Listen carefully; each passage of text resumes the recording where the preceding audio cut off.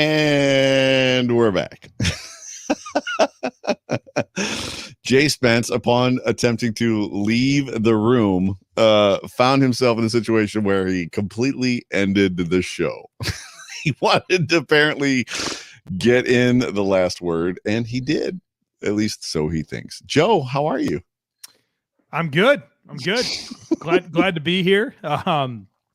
I feel there's a part of me. I got to be honest with you. I feel a little guilty because I know Bruce doesn't like the off the cuffs type stuff, and I feel like I don't want to wreck his presentation. You're not. He's looking for the debate. Bruce, is your microphone working? Yeah, it's working. It's working. All I had to do was just kind of twist around and get the knife that you stabbed in my back out of there, and then all of a sudden the mic was working a lot better. See, Joe? See, he does it. Wait. What knife? There's no. I didn't expect Spence to show up. My ringer was Joe Marino. Like Joe. Listen, when I saw Spence, I'm like, I'm the one that's getting punked tonight. You know what I mean? You're just playing with everyone's minds tonight here, Joe. It's true. It's so incredibly true. Look, we're talking about value, and what I'll do, because I know that this is going to drop as a pod form for the Bruce exclusive, and all of a sudden we've got 300 people watching this thing. We went from 60 people to 300. I don't know how that happened, but maybe we should stop the show every time and restart it. But we were talking about value, and I do you want to respond to Spence's point? Because what I'll do is I'll send you both clips, Bruce, and then you can obviously stitch them together and make the transition. So I would tell you to probably just start as though Spence just stopped talking. Yeah. So value is interesting because, like you talked about, value is not just necessarily salary.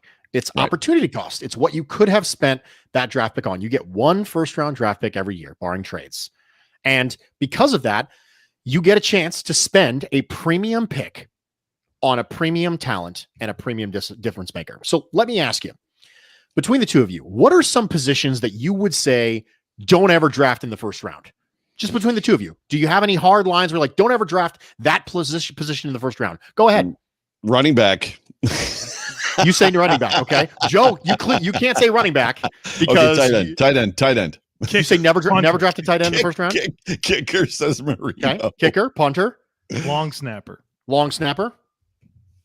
What about like a 2-down thumper linebacker who doesn't offer any coverage ability? Yeah, definitely. Nope. Not a chance. What about a 1 tech who doesn't pass rush? Nope. Can't do it. Okay. So what about a returner, like a kick returner? Like that's it, just a kick returner. No, can't do it. But I don't know that I know where you're going with this. I don't know that you're helping your argument. Like that's the problem. Okay, go ahead. Bar with me. Okay. Why is it? Why is that? Why do we not do that? Because we accept the fact that these positions don't move the needle significantly enough to contribute to winning. We know that they help the team. There are places on the team for 2-down, run stuffing defensive tackles. There's a spot on a team for that position. There's a spot on the team for a kicker. There's a spot on the team for a punter. But they don't move the needle enough. It's not like they don't move the needle at all. It's not like they don't have any value. They have value. They don't have enough value. Mm-hmm. So what we currently exist in this space is we're in a passing league. First off, do I even have to go into the data on why this is a passing league, or can we all just accept that? It's a passing league. Now, Bruce, you pass the ball to a running back, dynamic playmaker out of the backfield.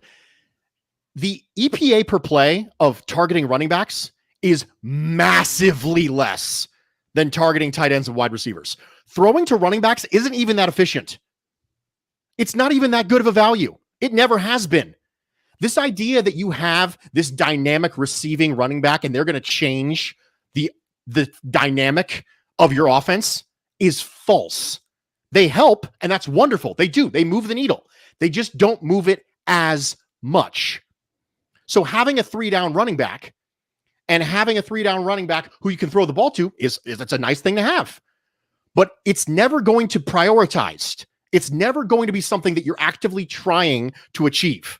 So if passing to running backs is less efficient even when they do contribute in the passing game, and it's a passing league, then both the things the running backs do, which is running the ball and catching the ball in the backfield and blocking. All those things that running backs do are less valuable than players and positions who actually contribute toward passing. So every first round pick, the reason why we all just agreed that 2 down thumper defensive tackles and 2 down thumper linebackers and kickers and punters and specialists and return men shouldn't be taken in the first round is because none of them move the needle significantly in the passing game. Right. None of them. Right. Neither does a running back. Running backs don't move the needle significantly in the passing game. LaDainian Tomlinson did not move the needle in the running game, in the passing game, rather. LaDainian Tomlinson was drafted 20 years ago. I'm just saying, like you're telling me that some of these guys, Christian McCaffrey, does not move the needle in the passing game? Not significantly enough relative to other positions. That's the point. You're talking about guys with 70, 80 receptions in a year. Absolutely. Yeah, 80, that's great. And if I targeted Zach Moss 120 times, I'll bet you he could have 70 catches too. I doubt it. But it's never been efficient. It's never been efficient. If you go look up the EPA per play when targeting running backs versus the EPA per play when targeting tight ends and wide receivers, right, it is ridiculously bad. Like, it's something that you should only ever do as a last resort. And having someone who can take a check down is wonderful. That's good. That's a good thing. But it doesn't move the needle like throwing the ball to a wide receiver or throwing the ball to a tight end. Yeah. So the first and most important thing to talk about when you talk about running backs is they don't contribute significantly toward having a good passing offense or stopping a good passing offense. If you get a guard or a tackle or a defensive end or a coverage linebacker or a safety or a corner, every single position I just named, or a quarterback or a wide receiver, all of those people help move the needle significantly in the most important aspect of the game, which is throwing the ball. So Bruce, if I can ask a question, and I want to make something clear here, I didn't come on this tonight to win an argument. That's not my goal. I want to ask the right questions to come to the right conclusions. And admittedly, I'm very much on the fence for this entire idea. I'm warming up to it, but I don't know if I'm there because I think I'm going to mostly agree with everything that you said. And so the main point that you just made there is this is a passing league. It's the most important thing that you can do in the NFL, and throwing the football to running backs is not, across the entire NFL, the best way to throw the football. So let me add this layer to it. Let's apply this to the Buffalo Bills. This is where I get interested in having a pass-catching back like Travis Etienne. The point that moves the needle for me, and I'm interested in hearing if it does to you, is if you had Travis Etienne in the backfield with Josh Allen, I think it would affect the way Josh Allen plays the game, the way that he surveys the defense. My issue with Josh Allen, a declining issue, a minor gripe at this point, but I still think he's still too willing and too eager to take higher risk throws that are lower percentile when I'm looking for more profits. Sometimes I just want him to hit that running back that's in the flats, or a guy that if you get Travis Etienne isolated up on any linebacker in the game and you give him a two-way go, he's going to read that leverage. He's going to get open. I like what Travis Etienne could mean to the Bills offense as it would relate to Josh Allen's process of throwing the football and how that could lead to more consistency when it comes to finding profits. I don't think that's a bad point. I don't think that's a bad point at all. I think that having somebody who can influence Josh Allen to get through a little faster, maybe instead of trying to break contain and make a second phase throw down the field, can just dump it off to Travis Etienne. However, some of Josh Allen's best plays happened that way. Mm-hmm. So I struggle a little bit with wanting to give him an easy out, especially when you consider the fact that here's what I'd love to do. I'd love to be able to take the metrics on Josh Allen's second phase plays versus the metrics of checking the ball down to a running back. Because I think that some of the biggest plays, and Stephon Diggs in the scramble drill was a revelation this year. Yeah. And you might take a different approach at that. You might think that if you inspire Josh Allen to take the easy profits, that you maybe miss out on some of those things that make players like him, Patrick Mahomes, Justin Herbert, the players who are the new dynamic in the NFL quarterback. Joe, you and I were talking about this before we started. That's the next wave of quarterbacks. It's quarterbacks who can win from the pocket, but can make big plays off schedule. And that's the reason why I messed up so badly when I was evaluating Josh Rosen, is because he couldn't do that. And that's what my big takeaway from that was, you got to have a quarterback who can do that. And I do think that having check down opportunities to Travis Etienne is valuable, but not at the expense of some of the special playmaking abilities we've seen. I think that's a really good counter and layer to add to the question that I asked. Let me introduce one more point. And this, when I saw this today on my Twitter timeline, I mean, my eyes popped out of my head. It was by Eric Turner, Cover One. He put out that there's a statistic right now that over the last 2 years, Devin Singletary has 6 drops on screen passes from Josh Allen. I think there's some stuff in our heads. You can remember some of these plays, right? That happen. You're in, like, just inexplicable drops from Devin Singletary. So I can buy what you're selling there when it comes to second phase plays, and you would potentially be taking away some of Josh Allen's best moments. There's a lot of layers to running the screen game, but from a very elementary perspective, it's setting it up, it's throwing the ball, and it's catching it. That's not even happening when Devin Singletary is that backed. And so maybe it's not as aggressive of, oh my gosh, we need Travis Etienne at pick 30 because we need somebody that's not going to drop, 6 screen passes every 2 years. But I do think that there would be an upgrade in those moments. And again, it's only 6 plays out of, 2,000 that have been run over the last 2 years for the Bills. But how do you factor that into it? I'll let you go. Go ahead, Bruce. I think you factor it in by running those pass plays through Zach Moss and Matt Breida instead. That's how I think you do it. Matt Breida is perfectly reasonable receiving back, in my opinion. I think Zach Moss was a perfectly reasonable receiving back as well. I'm completely okay.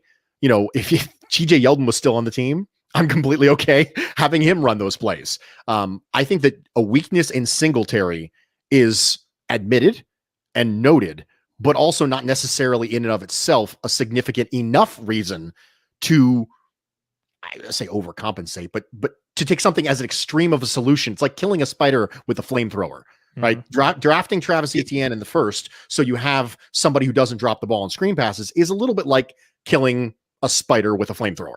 Yeah, but aren't you doing that same thing? Aren't you killing a spider? If the spider is you don't draft a running back in the first round, if that's the spider, aren't you killing it with a flamethrower by saying that because in the NFL, the running backs, like, it's just not an efficient EPA situation as far as like throwing to the running back when 80%, 75% of NFL teams that are throwing to the running back are throwing to the likes of Zach Moss and the likes of Devin Singletary. Josh Allen, the last dropped screen pass, to Joe Marino's point, in my mind, is one of the most beautiful loopy passes I saw. What do we know about Josh Allen? He doesn't have touch. He struggles with touch. He threw in that Kansas City Chiefs game the most beautiful loopy pass over the linebackers and the rushing defenders to Devin Singletary, to which Devin dropped it. That's not what we're talking about. We're not talking about 80% of the league. We're talking about getting a guy at 30 that is equipped to be a pass-catching running back, which is a different conversation than Zach Moss. If you're talking about the effect on the team, this guy is going to help Josh Allen in many ways, from being a release valve that he trusts. What does it mean to Josh Allen to know I have a high-low, I'm always going to take the high, and I'm going to be a risk taker. However, you know what? I've got this dude that I've never had before. And all of a sudden I've got this guy that I can he's going to find an open spot. I know where he's at in the flat. He's going to catch the ball. And when he catches it, he's going to take it 18 yards. What does that do for Josh Allen if he knows that he's got a guy and the guy's going to be effective? He's not going to be 75%, 80% of the running backs in the NFL. He's going to be in the 20%. He's going to be a guy that's different. What does it mean if this dude can close out football games? Like when the Bills are up by 23 points against the Rams and Josh just has to turn around and give the football to the guy and the dude just trucks people. like just trucks people and closes out a football game, and the Rams don't score 25 points against us, and then we have to come back against them to win the football game. What does it mean if you're dictating to defenses? In a pass-heavy league, we all agree that this is it's a passing league. If you've got a situation where teams are gearing themselves, building their teams to stop the pass, if all of a sudden Josh Allen and the Buffalo Bills, and Josh Allen befuddled so many amazing defensive coordinators and defensive head coaches in this league last year. Literally Robert Saleh, Vic Fangio, you name them. They were all like, I don't know how to stop this kid. And oh, by the way, now you're going to give him a running back that's going to like just blast people in the face and like be a nightmare. So they have to worry about that guy too. Where is the value in that? I don't know. You don't have to draft someone at 30 to get that at all. There is no requirement that you do so. In fact, 16 of the top 20 running backs in the NFL were not drafted in the first round. There's a luck factor to it. Because if we're talking about win rate in the draft, first round, 50%, right? Would you agree it's 50%? More running backs translate immediately to the NFL. Oh, that's absolutely true. Any other position. Which is one of the reasons you can get one later. Because you don't need a first round to do it. Or you could end up with Zach Moss and Devin Singletary, who are perfectly reasonable running backs for the purposes of their jobs. They weren't last year. They didn't hold this offense back from being the best offense in the history of the Buffalo Bills. They at all. I would agree, but that's because is that because of their talent, or is that because of Josh Allen's talent? That's because the talent of the running back doesn't move the needle on offense significantly enough. Last year's proof of it. That's one of my favorite things. One of my favorite things is we all think that running backs move the needle when the best offense that the Bills have ever put out is now the offense we all say needs a running back. If running backs really moved the needle that much and the running backs are really that bad, we wouldn't have had the best offense in the history of the franchise. Agreed. That's why they don't. They don't move the needle that much. This is such a fun topic. And Joe, you haven't got a chance to talk in a bit. I love this topic because I was the guy at week 10, week 12 saying, stop trying to run the football, throw it. Like, this is what you do. You've got a guy, like you've got not Dan Marino, but you've got a guy that can chuck the football all over the football field and beat people. Like, for me, there's just an aspect of, because of it's situational. Is it not situational, to Joe's point? Like, we are in a situational position where 30, it's no longer a luxury pick. It's now this shit makes sense. Go get a guy. If Joe? I can add something here, I think one of my biggest concerns, maybe not the biggest, but certainly high on the list, one of the things that I'm most concerned about if the Bills were to draft a running back at pick 30 is that because you did this, because you've made a premium investment in a running back, that you now feel obligated to get them the football. You know, and so you saw this happen last year with the Carolina Panthers when Christian McCaffrey was hurt and Mike Davis came in and was terrific, right? I mean, for the most part, he was really, really, really good. And as somebody who watched, part of my job is I watch the Carolina Panthers, and so I'm very in depth with what's going on there. What I thought a big difference was in that offense with Mike Davis as the lead back versus when Christian McCaffrey was there, is that there wasn't this burden that existed to get the ball to Christian McCaffrey. And if you watch the Carolina Panthers, sometimes they give the ball to Christian McCaffrey for no other reason than to just get in the ball. There's no creativity. It's literally drop back pass, flare route for Christian McCaffrey, dump it off in the flats, make three guys miss, please, so we can have a positive play. And I think that there is this burden that comes on you. Wow, we picked this player in the first round. We think he's really dynamic, and so we need to make sure that this is a prominent part of what we do. That's a concern of mine when you talk about bringing in Travis Etienne or whatever running back at pick 30. That doesn't exist right now. You pick your two lead guys are third round backs. There's no burden, right? You're not sitting there thinking, oh my gosh, we have got to maximize Zach Moss and Devin Singletary. Now, admittedly, I wish that the running backs that Brandon Beane invested in the second or day two were different players that brought different dynamics to the table. But I do get concerned that you somewhat constipate your offense when you introduce a player like Travis Etienne, or you pay big money for a running back because you have to maximize that investment. And personally, I don't want to see the Bills do that. The fact that you can have a dynamic player like Travis Etienne and that repeated usage and forcing the ball to him can, quote, constipate the offense, like Joe just said, that's proof right there that you should use running backs. You should have them. Under no circumstance should your offense flow through a running back when you have Josh Allen and Stephon Diggs. At no point. At any point. And anything that pushes the needle towards running this offense through a running back is going against everything that made this offense so successful last year. And on that note, you have to consider the dependency of the running back position. And that's one of the things you have to note, okay? It's been proven that offensive line and scheme are more correlative to rushing success than running back talent. In fact, the most correlative thing to rushing success is box numbers, which is largely a result of scheme and formation setting. That's largely a result of that. So the most effective thing you can do to run the ball effectively is keep men out of the box. That's the best thing you can possibly do, which you do through passing the ball and spreading the field. So one of two things happens with a running back when you draft them high. Either you take them and they go to a good team that has a really good support system, and they have an already established offensive line and scheme, and that's really good, in which case they're able to have their production replicated by a less valuable player. So you have this happen where Kareem Hunt goes down and Damian Williams comes in and wins the Super Bowl with Kansas City Chiefs. Or when Clyde Edwards-Helaire goes down and Darrell Williams comes in and is perfectly effective. Or when Ezekiel Elliott goes down and Tony Pollard comes in and is just effective, if not more effective. So one of two things happen. Go ahead. Wait. So I don't know where you guys stand in fantasy football. I've played fantasy football a very long time. One of the leagues that I'm in, the primary league that I'm in, has been around since 1994. That is not an exaggeration. Like literally, like we would get together at Tom Snyder's house for Monday Night Football with the box scores. We add up everybody's scores. We'd watch the football game together. 94. I don't think that's a fair argument, Bruce. And the reason that I don't think it's a fair argument is because when you've got a guy that there's no film on, they come in and for one game, they dominate. And usually the shelf at game 2 is dramatic. Oh my gosh, we have to face whatever, Tony Pollard. We have no film on him. We don't know what he's going to do. Sure enough, in all three of the examples I just gave, that didn't happen. Damian Williams. Go look at Damian Williams' run with Kansas City. A great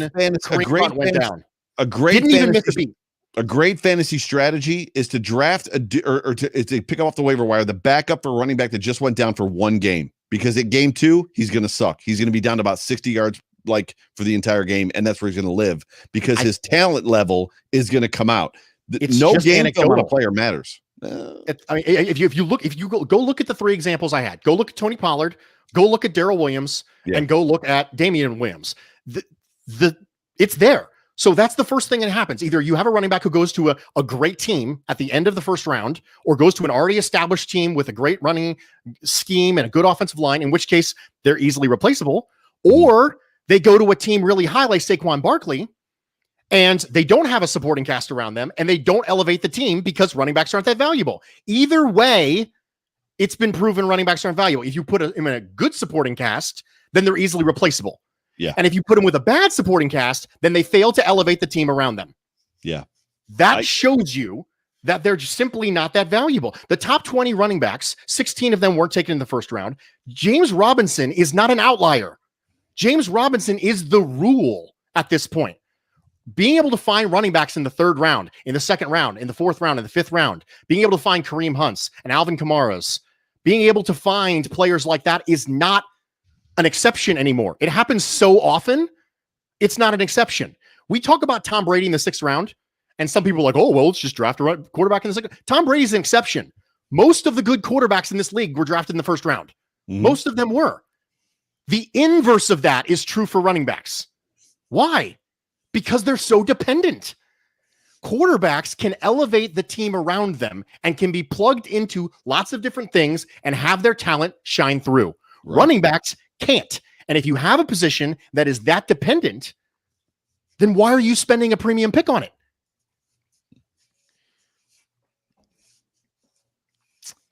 I hear you on that. The dependency of running backs certainly relies on a lot of other factors. the concern that I would have about that, and I agree with you that running the football really does come down to a math equation. Do you have numbers in the box? The Bills had that last year, right? I used to say this stat so often in the podcast that I could recite it at any point, but I'm not able to recall it right now. But something about how the Bills faced the most amount of or top 5 in terms of lightest box, 6 men or less in the box, and they were like 18th in yards per carry. So for whatever reason, that math formula that is tried and true, so much so that the Bills ran the ball with Josh Allen frequently enough to get even more favorable numbers, they still didn't have consistency when it came to that output. And I think for a lot of positions, I don't know that I could really identify a position and say, well, it's not reliant on other factors. Like wide receivers, you need to have a good quarterback. A quarterback has to have time to throw. He needs an offensive line. Offensive linemen independently don't matter, right? I don't know. Like I think that all the positions kind of work together and are reliant upon others. It is an ultimate team game. There is no such thing as a position that's completely non-dependent. You're absolutely right. The question is simply the degree to what dependency you have.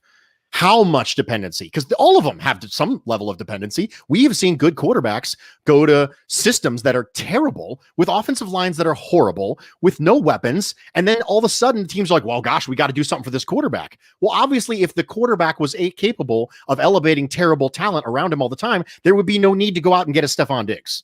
So for sure, absolutely true that every position's dependent. Running backs are simply most dependent. But the other argument I get on this all the time is, Bruce, you're too rigid. That's too rigid. Why are you drawing the cutoff on the first round? Why would you do that? Why on earth would you possibly just draw that cutoff? It's too rigid. First off, y'all being hypocrites because you all have rigid cutoffs too. The difference is mine at least has a spot where it makes logical sense. But I disagree. I don't know that the logical sense is pick 32 versus pick 33. Well, we're going to go through that right now. I gave you the contract value. Running back? I gave you the contract. Would you franchise a running back? I gave the contract values for pick 30 versus pick 5. To me, 5 makes no sense drafting a running back. Pick 30. So you have a hard cutoff too. Yours just happens to be at 5. I asked somebody. No, it's probably around 20. I asked somebody. So it might have been you. You would not take a running back at 30. No. Would you take a running back at 34? Yes. No. It's like, what the? Yes. Yeah. You want to know why? We're going to talk about this. You just said you would not franchise a running back. Joe, would you franchise a running back? Fully guaranteed franchise tag. You can't go Joe and you can't go Joe M. Sorry, Joe Marino. Full names. Joe Marino, would you franchise a running back? Would I franchise a running back? I would franchise a running back before I gave them a long-term contract. You prefer that? Yeah, I'd have to know my cap dynamics. If I'm the New England Patriots and I have $90 million in cap space and I'm not paying a quarterback and I don't want to pay my running back for a long term, but I really like him and I don't want to lose him and I want him for one more year, I would, right? I don't know. I think there's a lot of context that would play into it. I think mostly I wouldn't do that, but I think there's circumstances where I would, and I think that's a lot more appealing to me than, signing Aaron Jones to whatever ridiculous deal the Green Bay Packers signed him to. Joe Miller, what's the difference between pick 32 and pick 33? To me, there's no difference. Like literally, there's an arbitrary semantical idea of 1 versus 2, first round, second round, and it's literally 1 pick away. It means nothing. So it actually does mean something, and it's the 5th year option. First round contracts are actually fundamentally structured different. It's the 5th year option. The 5th year and option. The 5th year option has value.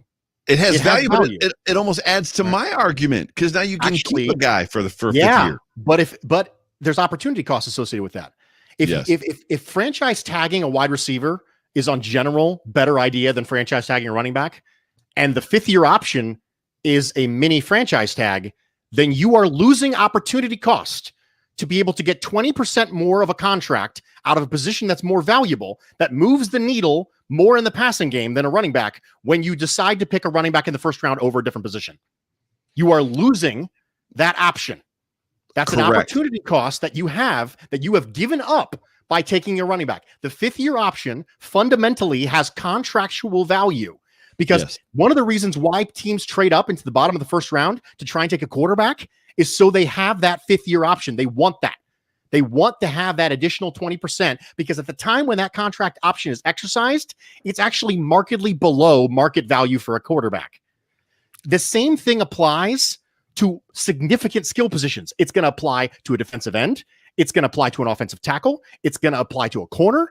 It's going to apply to a wide receiver. It's going to apply to a tight end. These things are going to matter. And so when you take a running back, you are taking one of the most valuable pieces of a first-round pick contract, which is the 5th-year option. And you are choosing to exercise it in a less efficient management way.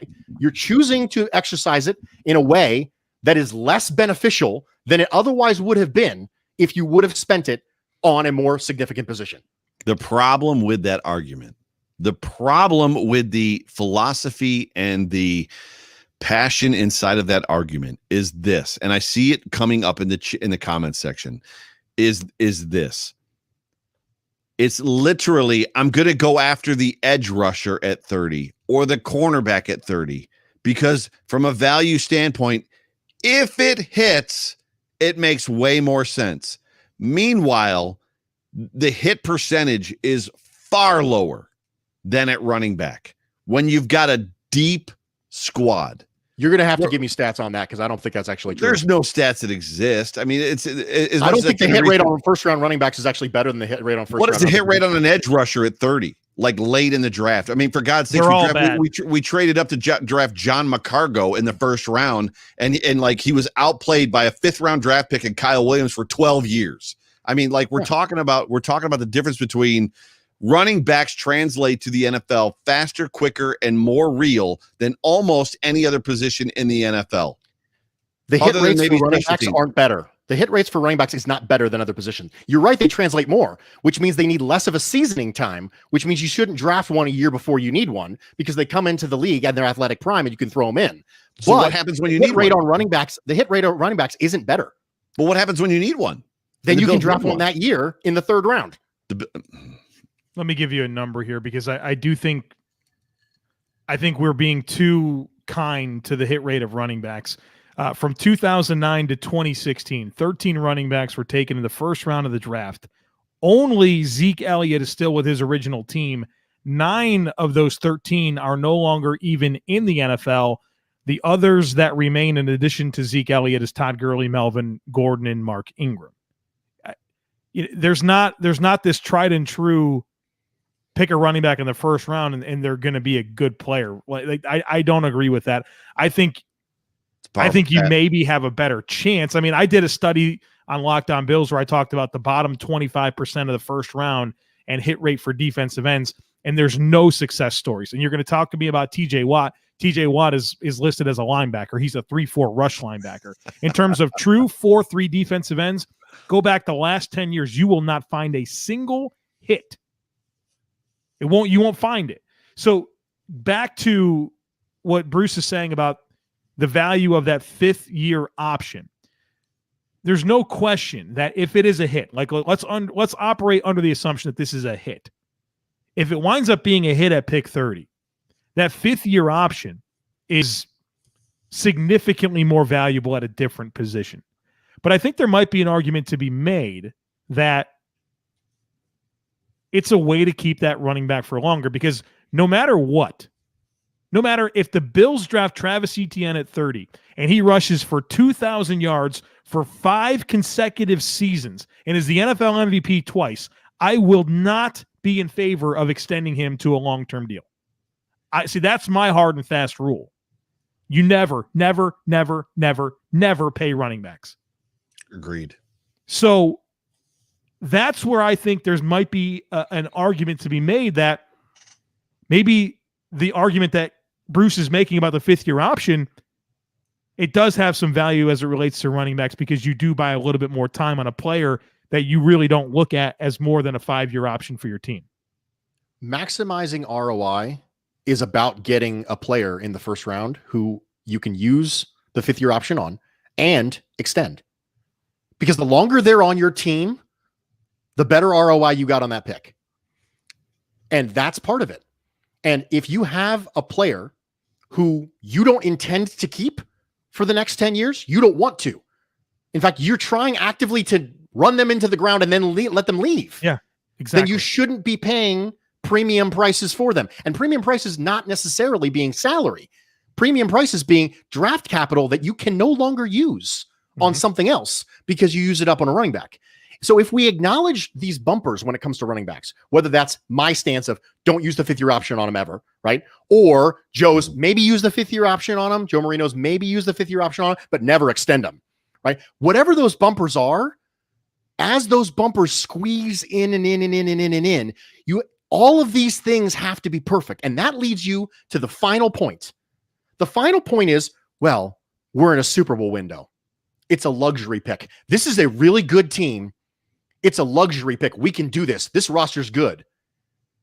That is a level of arrogance that I can't get to. I can't do it. I can't do it. Ask the Chiefs. I'm not there either. Ask the Chiefs if they are still really happy about picking Clyde Edwards-Helaire now that they have no tackles. Ooh, well, they just signed one. Ask the Chiefs if they're really, really, really happy with their luxury pick. Here's a Bruceism.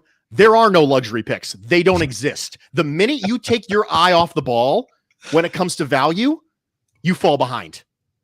You might think you can get a little fast and loose with some of the rules when you get a good team and you're like, man, we were in the AFC Championship game. Look at us.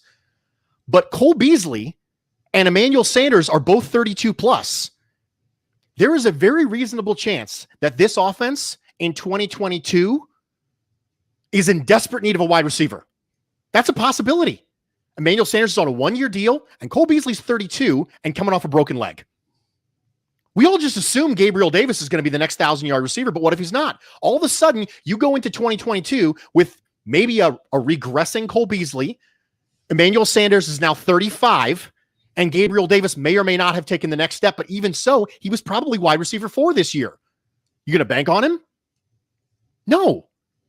If you draft a wide receiver in the first round this year, you're still better off because what you did was you didn't become a prisoner of the moment. Right. You didn't think to yourself that everything's going to work out and you're going to finesse this roster to death. But that's not the way football works. One injury changes things. It's the same reason why I pounded the table for a backup quarterback because the roster's too good to have Josh Allen go down and have your whole season tanked because he's down for 4 games. Because this idea that everything is going to be absolutely perfect, crystal clear on paper, and it's going to be wonderful forever. That's not going to happen. It's not going to happen. Players are going to leave. Players are going to regress. Brandon Beane signs these players to these contracts that we laud him for because he can get out of them early, right? We always say, hey, it's a really good contract. You can get out of it early. Well, if you need to get out of it early, if you need to actually exercise that option, that's a hole. And holes are created all over the place. There are no teams with no holes. They don't exist. So this argument that this is a really good team, we don't have any holes, go after your Super Bowl, to me, you're just not looking at next year. You're not looking at the year after that. You're not understanding that there are risks associated with having 34-year-old wide receiver 2s and 32-year-old slot receivers coming off broken legs. And both of your pass rushers who start being 30 plus, one of whom is on the way of regression, and one of whom could regress at any moment. We don't think about that. Instead, we just think about right now. Luxury picks are not a thing because the second you took your eye off the ball and you started thinking, I'm good, I can do whatever I want now, I can get a little cute, you missed out on an opportunity to make your team better. Bruce, if there's a point that I think I am most hung up on, and I'm certainly wanting your perspective on this, it's when it comes to immediate impact. And we all acknowledge that running backs enter the NFL in their prime. And if the Bills were looking for a player that could actually come in and make an impact with pick 30, it's unlikely to be a defensive lineman. I don't know that it would be an offensive lineman. You're playing the long game with a wide receiver. And again, I probably side with all of these things, right? I don't know that I am in favor of picking this running back at 30. Even if they were to pick a cornerback too, Bruce, you know that Sean McDermott loves Levi Wallace like he's his son, all right? He's a starting cornerback opposite of Trey White this year. Nobody that they're picking at 30 is going to unseat Levi Wallace. do you not acknowledge that, it's probably the best way to get an immediate impact? And I understand that that's somewhat in the face of everything you just said about being mindful of needs long-term, all that stuff. But do you at least acknowledge that, yeah, there's a chance that this could be the best way for the Bills to get a big-time immediate impact out of pick 30? Absolutely. I think there's absolutely an argument to be made that if you want someone to come in and immediately provide you with an upgrade at a position, just a position, then you can look at players like, I mean, I'm not a big Matt Hawk fan. You could draft a punter and have an immediate upgrade at starter, right? You can draft a linebacker and have an immediate upgrade over AJ Klein in 3 in base sets. You can draft a CB2, like you said, you probably might not see the field, but Tre'Davious White, walked off the bus as a starter. Tremaine Edmonds walked off the bus as a starter. I understand they weren't competing with Levi Wallace, but I think that there's plenty of positions. I think you could have an interior offensive lineman come in and start over John Feliciano. I think that's a possibility too. But I don't think there's a question. I think you're right that a running back can come in here and walk in the door as RB1. That's a real thing that can happen. I get a little bit hung up on some of your talking points when as it relates to, I feel like you're lumping running backs into like the same bucket as a run stopping defensive tackle and a Sam linebacker that plays 10 snaps a game, or a punter or a return guy or a long snapper. Like, I mean, a running back, if he's going to be your lead back, I mean, we're talking about a guy that's going to touch the ball 200, 250 times a game. Like, I don't necessarily relate to that talking point that it's the same value as a guy that plays 10 snaps a game on defense, or is just an early down run stuffer, or as a punter. Like, do you think, I mean, are you willing to acknowledge that maybe that's a little aggressive to put a running back in that same bucket? They're not in the same bucket. I use them as examples of positions that we globally accept are devalued, so that we can start to have a reasonable conversation about the reason why they're devalued, and that those same factors apply to the running back, although in a lesser extent. I agree that running backs are more important. Right? Absolutely. Yeah. It's not just valuable or not valuable. This whole thing is a spectrum. It's one of the reasons why you and I were both completely okay with taking Jonathan Taylor if he was on the board last year in the second round. We were both completely cool with that, because running back by committee, which is one of the other things that devalues running backs, by the way, is the running back by committee concept. It devalues running backs. He's going to get 150 to 200 touches. So if you know that those touches were previously going to go to TJ Yeldon, but now they're going to go to Jonathan Taylor, you can sign me up for that. We understand that. So I don't think they are in the same value bucket as punters, kickers, specialists, 2-down thumper linebackers, 2-down thumper defensive tackles. I use those as an example because what happens is people refuse to accept that running backs are less valuable than quarterbacks, wide receivers, offensive linemen, corners, tight ends, safeties, but they don't seem to have trouble accepting that those positions are. And so what I'm drawing this idea that there are positions that are intrinsically less valuable. Why are they intrinsically less valuable? It's because they don't move the needle in the pass game. Then from there you go, running backs don't move the needle in the pass game significantly either. So they can't be as valuable, not in the same bucket as the Star Latules of the world, the 2-down run stuffing defensive tackles. I do think running backs are more valuable than those positions, but they're never going to be as valuable as the positions that move the needle significantly in the most important aspect of the game. This has been an incredible conversation. Like, literally, like, the respect that I have for both of you, like, and to me, as debates go, like, this has just been bucket filling for me. Does that make sense? Like, when I say bucket filling, like, this has just been a spirited, fun conversation. Ladies and gentlemen, you are watching the Hump Day Hotline on the Buffalo Rumblings Vidcast Network. I am joined by guests Joe Marino and Bruce Nolan. Well, I guess Joe Marino's from the Locked On Podcast Network, the Locked On Bills, and then Bruce Exclusive. Bruce Nolan is the host of the Bruce Exclusive. But I'm just like, to me, there's just something about this whole conversation that is like, I have spent all of 2020 talking about the fact that Bills Mafia is living in wildest dreams land. Like, we're sitting here in we're a couple hours from April 1st arguing about whether or not the Bills have the ability, or whatever you want. We're drafting 30, and do we take a running back at 30? Because like this this roster is so deep. This team is so good, right? We're chasing two teams, the Chiefs and the Buccaneers. Like, there's just something to be said for like what it is that we're 20 years, bro. Like, bros, like we lived in freaking purgatory for 20 years. And this is the conversation that we're having. It's a good problem to have. Can I go back, Bruce? You mentioned the conversations that you and I had last year about running backs. It was a pick 54 the Bills had, what they wound up picking up in Essa.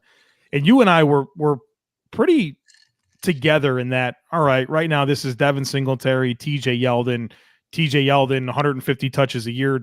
That didn't move the needle for us. And so we were thinking, okay, yeah, give us Jonathan Taylor. We like J.K. Dobbins. We like Cam Akers. I'm sure there's another good running back that I'm not thinking of right now, but like we were thinking that this is a great way to upgrade the football team. And I know that's a different conversation because it's pick 54 versus pick 30. Mm-hmm.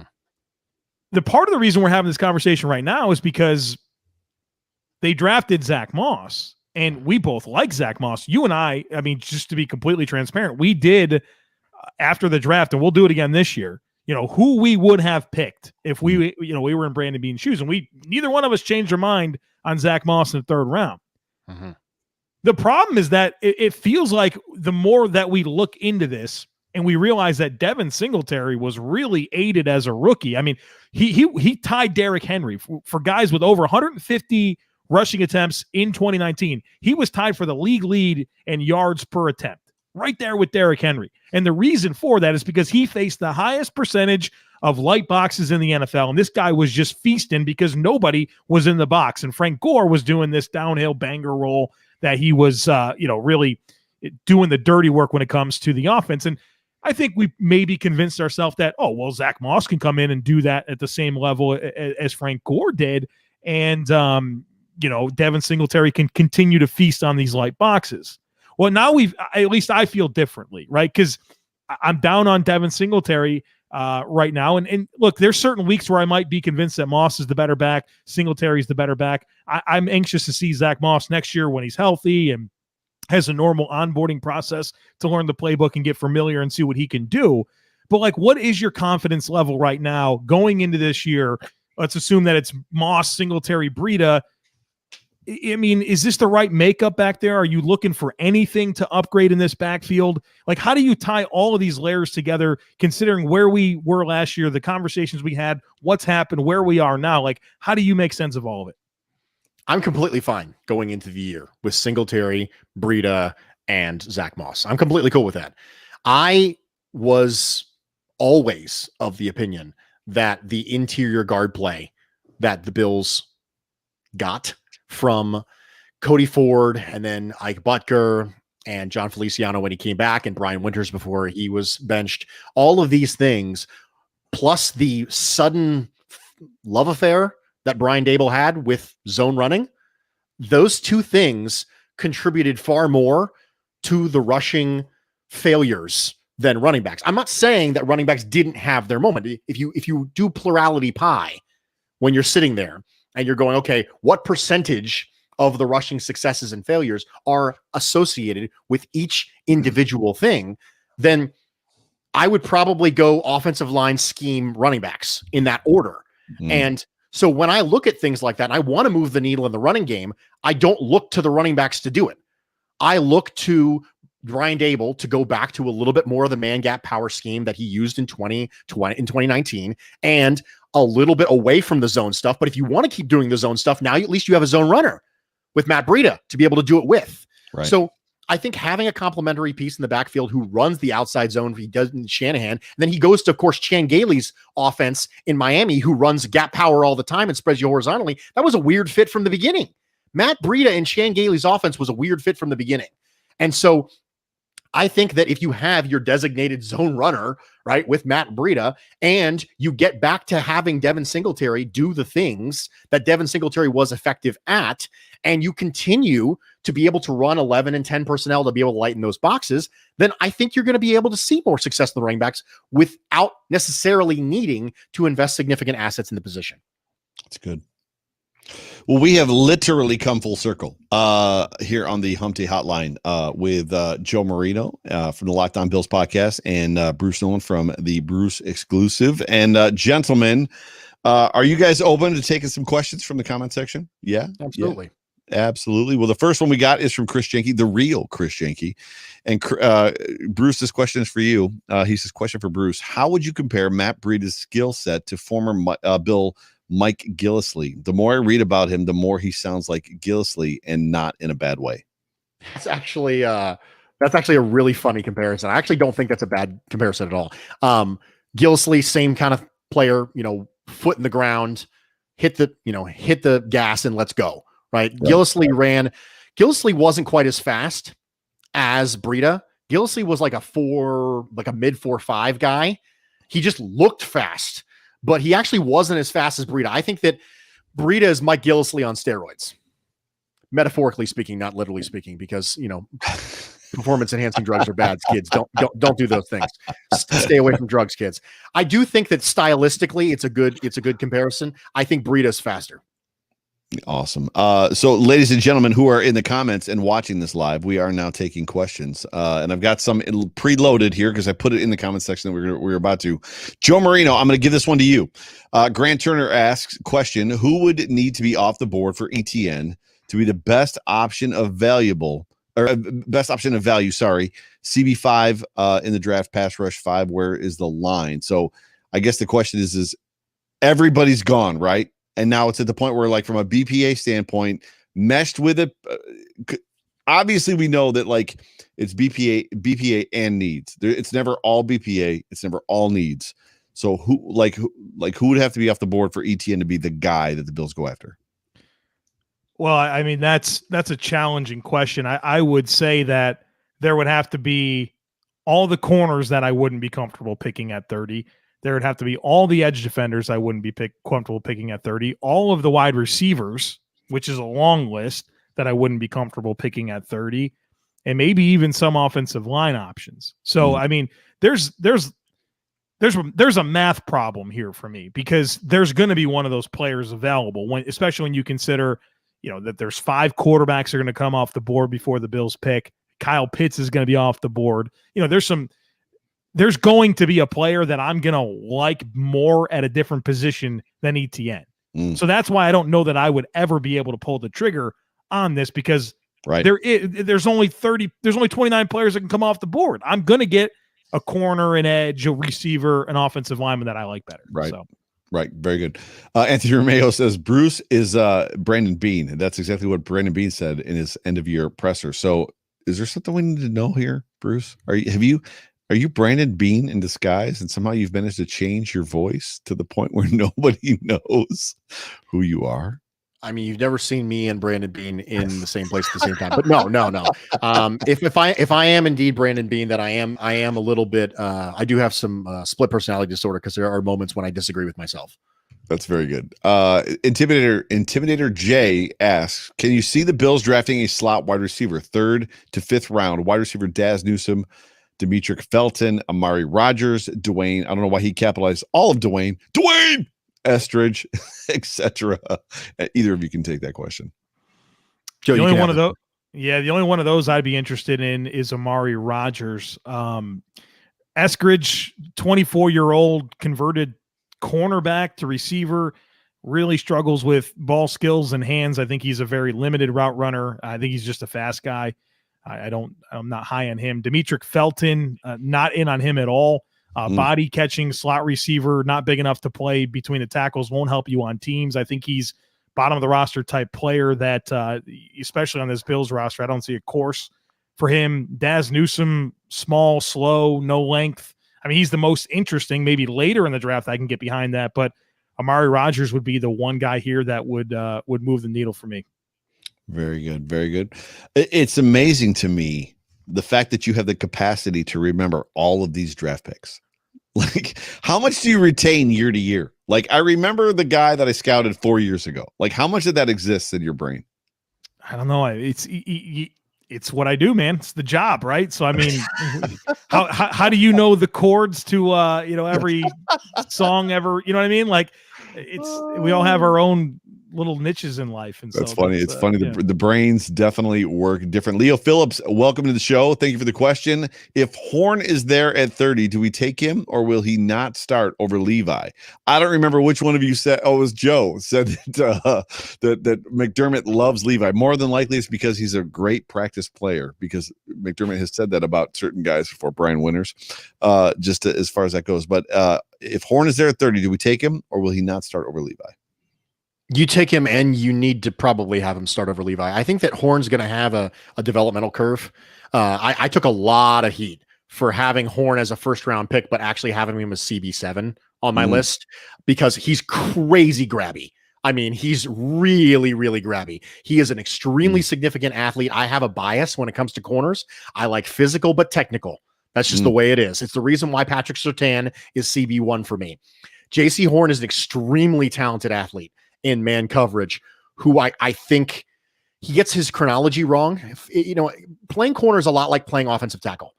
Feet, then hands, feet, then hands, feet, then hands. And sometimes when that chronology gets thrown off, you end up getting grabby. And you're not, sometimes you have players who can get away with it in college because they're so good athletically that they can get away with their technique being garbage. JC Horn's one of those players. He's such an unbelievable athlete that he can just get away with stuff that nobody else can get away with. So he's so athletic that you almost have to start him over Levi Wallace just because of the options he gives you. The options you have with JC Horn on the field to be able to play combo coverages and play a little bit more man are things that Levi Wallace just physically was not gifted by God to be able to do. It's just, he just can't do them. So if he's there at 30, yeah, you take him, and yeah, you start him. I want to ask Bruce a follow-up on Horn because I really love Bruce's defensive back takes. I was listening to Bob Morris talk about scouting cornerbacks. He's a longtime NFL scout and renowned for his work on defensive backs. And he said something that really resonated with me when he was talking about some guys that he watched in 2017. He said, one thing that I look for in cornerbacks is athletic confidence. That ability, that trust that you have that, yeah, I do have the foot speed, I have the hips, and I can turn and run with this player and remain in phase and not get grabby, right? Anybody can watch JC Horn's tape and realize that this is a guy that's grabby when he's trying to stay in phase in the man coverage. Like, he just does that. And I think for as good as his athletic testing was, it was tremendous.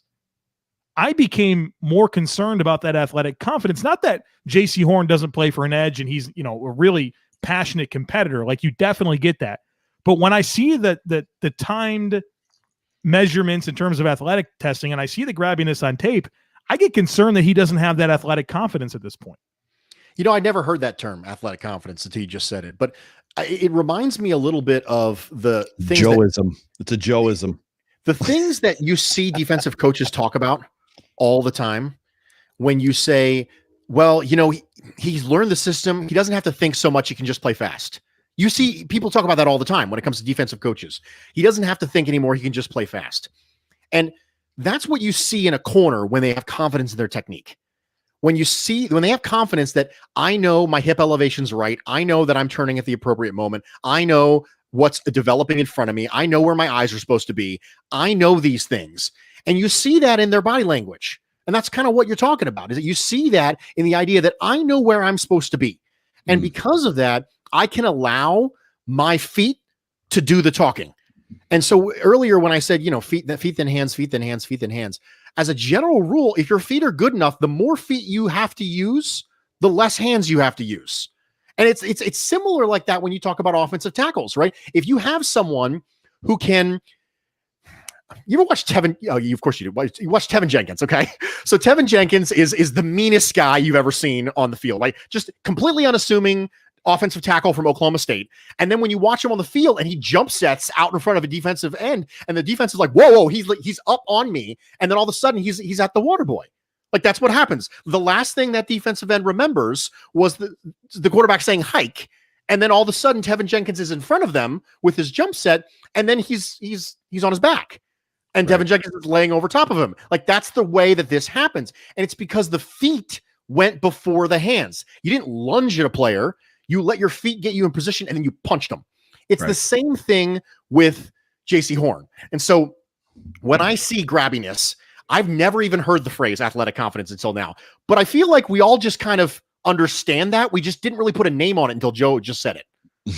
Well, credit Bob Morris. I never heard it before. And I think I don't know that it's the same thing as trusting your technique. I think that's a different thing. But like when you're the caliber of athlete that JC Horn is, like, brother, you can turn and run with guys. Like you have the explosiveness. You have the long speed. Why are you grabbing? Athletic confidence. And you can see this. It's not even guys that necessarily are great athletes, like guys that step on the field. Think about Patrick Mahomes. He steps on the field. That guy knows that he's that dude, right? Like there's nobody that's going to mess with him because he has the traits to do whatever the hell he wants to do on the football field. And I think as soon as I heard that phrase, it really kind of dialed me in on that when I'm watching football players, because I think it matters a lot. So would you reckon it to like Malik Hooker? Like when he was at OSU, like there was a great deal of like he didn't have the greatest form in the world. There was just something about like he knew he was better than, right? Like the guys coming at him, right? That's the first thing I thought of. Bruce, what do you think? You watch more Hooker than I did. I watched a lot of Malik. Yeah. Malik Hooker had rare understanding of space. And we talk about that a lot. We talk a lot about playing well in space, and he had the Micah Hyde trait. Right. That Micah Hyde trait where you just intrinsically know that the velocity of this ball is going to get it here at this time, and I'm X amount of distance. It's like doing long division and geometry in your head, right? And he had a tremendous understanding of space, and he was really, really athletic. He just massive injury problems, and he's too much. Safeties need to be dynamic in multiple ways in the NFL right now. One of the things that makes Jordan Poyer and Micah Hyde so effective is that they're interchangeable. And Malik Hooker's not somebody I want down in the box. He is a single high or split safety only kind of player. And he's not someone you can bring. I don't want him in man coverage on a tight end. I don't want him down in the box attacking downhill a la Bob Sanders. I don't want any of those things out of him. So can you be a specialist safety? Not when the purpose of being a safety is being non-specialist. That's the value in being a good safety, is not being a specialist, because we've talked about this before. Specialists are predictable. Right. And on defense, you can't have predictable specialists. Right. Very good. Man, I remember watching Hooker, and I didn't have a first-round grade on Malik Hooker, and I had a lot of other safeties higher rated than him, and I was like, I think the only thing that this guy does at a high level is defend deep zones, and I'm not sure that's good enough. Right. I'm sure certainly he made plays on the ball, and that matters a lot, but like plays on the ball in deep zones, like that, you got to check more boxes. For sure. A couple more questions. Troy Garman asks, if traded, who would get more value back to the Bills, Moss or Singletary? Oh, geez. What? Oh, man, that's brutal. That's a brutal question. I'm going to go. It's brutal, not because it's a bad question. It's brutal because it's hard. I'm going to say Moss. I'm going to say Moss because his athletic profile is better. He is 1 year less removed in his rookie contract. And I think that the running back class that he came from was a little different than the running back class that Devin Singletary came from. Singletary is a bad athlete from a testing standpoint. And when he got taken, I said, you have to hope he's Devonta Freeman. That was the ceiling comp. My absolute ceiling comp for Devin Singletary was Devonta Freeman. And if that's as high as you can go because athleticism limits you above that, that's not a great spot to be in. So I'm going to say that Moss would return more because has more time remaining on his rookie contract and he's a better athlete. Can I spike the football a little bit? Absolutely. Go for it, Gronk. Gronk spike. I remember when the Bills drafted Devin Singletary, and I remember hosting the Locked On Bills podcast and talking about my concerns with Devin Singletary. And I remember being met with a lot of criticism because I questioned his athletic profile. And people were after me. He's like, oh, Joe, he's a third-round pick in the NFL. This guy's a good athlete. You know, like, there's no way that he doesn't have great athleticism. Like, what are you talking about? You know, Brandon Beane said that if you watch his tape, it's extremely fun, right? It is. It's extremely fun. At FAU, when he's making tacklers from Tulsa and Tulane miss, right? Like, you watch this guy and you're like, wow, he's kind of short and he doesn't have great size or power. Like, he's doing fun things. He's just not moving very fast. like his tracks were always goofy, right? A lot of horizontal tracks with the football. And you start to think about, all right, well, no longer is this an insurance salesman that's pursuing him from Memphis. It's friggin' Deion Jones and Jerome Baker and NFL football players. Like it was fair to question Devin Singletary's style combined with his athletic profile and how it would translate to the NFL. Now everybody understands that Devin Singletary is he's in neutral. He doesn't have a second gear. The guy's just in neutral all the time. And that's the problem with Jarrett Patterson from Buffalo this year. I think he's discount Devin Singletary, and that's not a good thing. I think the problem that I have with that conversation, and I agree with you, I don't disagree. And this is where this goes back to what we talked about a half hour ago when Bruce said that, like, you know, we had the best offensive like team or outing for the Buffalo Bills ever in the history with these two running backs. Devin Singletary at least has that dead leg. He's got moves. He's got things that can make guys miss. Zach Moss, to me, is the guy that, like, I can turn left into the hole or I can turn right into the guy trying to tackle me, and I turn right into the guy that tackles me every time. Like, how do you reconcile, Bruce? How do you reconcile that? Because I liked Moss at Utah. Like, I didn't expect this. For me, I do think early foot injuries can do that to you, because I really think that if you look at the reason why Zach Moss wasn't as effective as we otherwise would have, and you think to yourself, okay, you know, some of that pop that you get from lateral quickness that you see from Devin Singletary all the time, that play that he runs off left tackle against the Steelers and he seemingly has eyes in the back of his head and stops and makes a quick jump cut. That's the type of explosive pop that you don't get if you have a bum foot. And I'm just, sample size is important when you're hurt. So we just finished talking about Zach Moss and running backs being able to come in and be immediate impact players. Do we not accept that your level of immediate impact would be lessened if you've got a bad foot? For me, it's a little bit like Tremaine Edmonds and the shoulder, right? You might say to yourself, like, one of the things we talked about all year long was, well, yeah, Tremaine Edmonds got a shoulder, but what does that have to do with the struggles I'm seeing from Tremaine Edmonds? And we said, well, you know, if you're trying to manipulate your body to take on less contact at that shoulder, then your tackling efficiency is probably going to be worse. And you're going to be subconsciously trying to avoid contact from blockers coming downhill to try and take your head off. All those things apply to Zach Moss in the foot too, I think. There's just not a whole lot. One game. We got one game to see Antonio Williams. There's just not a whole lot that Zach Moss is bringing to this offense that Antonio Williams is not going to bring the exact same thing, plus some, because the dude really wants to be on the football field. Well, if I want to continue believing in Zach Moss, which there's no reason to write him off, I'm certainly going to cling to what Bruce said there, that, you know, turf toe right off the bat for the guy, you know, certainly put him behind. And then you have an offensive line where your best five never took a snap together. You know what I mean? Like they had scheme issues all year long with it. So, I mean, there was a lot of ingredients working together that were working against Zach Moss. But I think at the end of the day, I mean, I'm more optimistic about Moss next year than I am Singletary. Sure. Anthony Romeo has asked me if I saw this question. I thought this was just a question for the comments, so I'm going to ask it to you guys. How much difference is there between RB1 and RB10 in this draft? There are multiple other opportunities to draft a valuable RB running back. I don't see that at other positions: edge, cornerback, O-line, after rounds 1 and 2. I think there's a monumental drop off. I think you have 3 top backs this year: Travis Etienne, Najee Harris, Alabama, Javonte Williams. If I go to my 10th running back at the Draft Network, 1, 2. Do we lose Joe? Yep, I think we lost Joe. Oh, he'll be back in a second. Yeah. What are your thoughts on that, Bruce? No, I actually agree. I agree with Joe. I think that there is a big drop off here. And what happens is you go from the do-it-all running backs to the specialists. You get to the Javian Hawkinses of the world out of Louisville. And, you know, Javian Hawkins is a fun watch, but he's Anthony McFarland again. Do you remember Anthony McFarland out of Maryland? Oh, yeah. Anthony McFarland, he got drafted by the Steelers in the 4th round, I think. And he's backing up Benny Snell now. Benny Snell, the plotter from Kentucky. He's backing up because Anthony McFarland being fast is important, and that's wonderful, but there's a lot more to being a running back than being fast.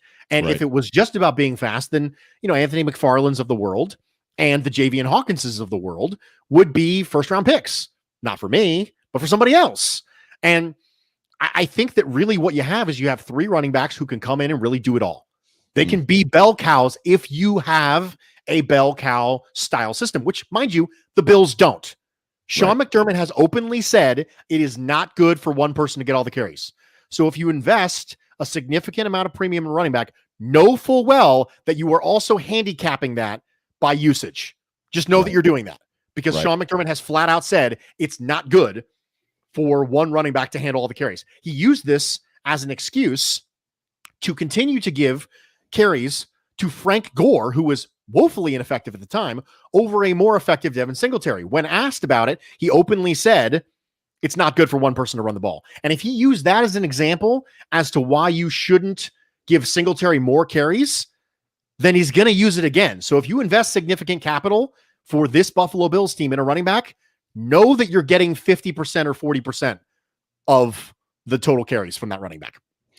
I'm going to answer this question for Phil. Phil asked, do you believe that the Bills will pay over $35 million per year for Josh Allen? The answer is yes. Question from Jail J.O. What round would you be comfortable with the Bills spending on Javian Hawkins? He's a 4th or 5th round guy. He's mid day 3. He's a specialist. It's funny, these names I don't know. Eric Sweat, welcome to the show, Eric. Good to see you again, brother. Would the Bills dare at 30 pick Pat Freiermuth or Brevian Jordan with no glaring holes, or CB2 and pass rush more pressing? I think Freiermuth is a day 2 guy. I think he's a complete tight end, but I don't think the same level of upside is there that you see from tight ends necessary to go in the first round. Brevin Jordan is extremely raw. The vast majority of all Brevin Jordan's targets were within 4 yards of the line of scrimmage. Wow. He was a bubble screen tight end, and he's not even that good of an athlete. So I'm not all the way out on Brevin Jordan, but I'm most of the way out on Brevin Jordan. We are going really long, but we're almost done. Tom Colling asks, anyone you guys would trade up for? If so, how high would you go for, and for how much? So who's a guy that you would jump up and get, and what would you be willing to pay? I wouldn't be willing to jump up high, because I don't want to give up. I just finished going off on this huge rant about how luxury picks aren't a thing, and you have to make sure that you plan. So if that's the case, then clearly I'm not team trade all your assets and go up.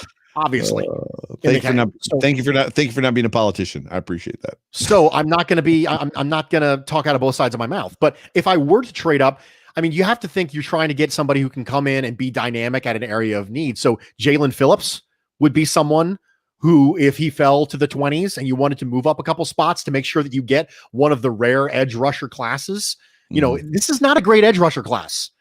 And if Jalen Phillips happens to be there, it's a rare opportunity. You don't get players like that often. The only reason he might even be available is because of some off the field concerns and because of some concerns about his concussion history. Right. Caleb Farley, if he starts to fall because of the back injury, he's my CB2 in the class. If he fell to the mid 20s, I'd think about it. Awesome.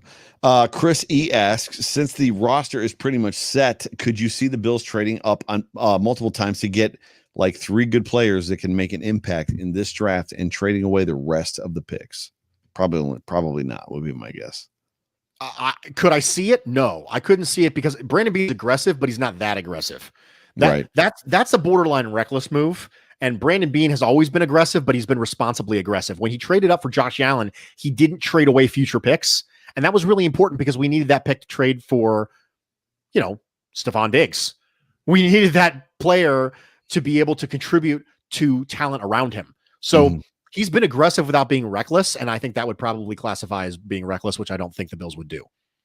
I saw a question about, are the Bills interested? Oh, here's from Stephen Lynn. Are the Bills interested in former Jets linebacker we brought to the practice squad this year, the former first round pick? I don't know who he's talking about. He's talking about Darren Lee, who ended up, Darren Lee was a run and chase linebacker. He had speed coming out of college. He was an Ohio State guy, so I watched a lot of Darren Lee, but there was always a processing issue for Darren Lee. Darren Lee, the best way to think about it is, do you remember the linebacker that the Bills drafted out of the University of Florida just a couple years ago? I cannot remember his name off the top of my head, And it's driving me absolutely. Boshon Joseph is his name. Boshon Joseph was a C-ball get ball. The fact that I forgot his name tells you something. You forgot it in about 3 seconds, and you had it right back there. Like it came right back to you. Boshon Joseph was C-ball get ball. And as long as he didn't have to process anything in front of him, he was okay. Right. Darren Lee's that, but more athletic. So if you are able to get something from Darren Lee, I consider that a success, but I wouldn't count on it. Gotcha. Last question for the night, ladies and gentlemen. You are watching the Hump Day Hotline on the Buffalo Rumblings Vidcast Network. I'm joined by my guest, Bruce Nolan, and we are long past the debate and the heated, passionate discussion that I would probably say at this point, I would say you won. And the reason that I would say you won is because Joe Marino, who was supposed to be on my side throughout the whole, like, running backs that actually didn't make it in the first round. But anyways, Daniel Gowris, who is my guy, asked, where do you see Joseph Asai, edge rusher from Texas, going in the draft? Is he a possible fit for the Buffalo Bills defense? I like Asai a lot more as a 3-4 stand-up rusher than I do as a 4-3 base defensive end. That's big. There's a whole show to be done on 3-4 versus 4-3 as far as like there is a difference. They're not the same. Hybrids don't mean that they're the same. And like if a guy's a 3-4 guy, he's not a 4-3. And if he's a 4-3 guy, he's not a 3-4. Go ahead. He's not overly twitchy, and he uses his length well, and that's good. I think that's important. And you can make do with long-armed edge defenders who can use their length well. Like if you can do that, you can have a spot in this league for a long time just based on that trait. And so I think Osai is a day 2 guy. I wouldn't be upset by any means. I think he translates a little bit better to a 3-4, but I wouldn't be mad. Right. Gotcha.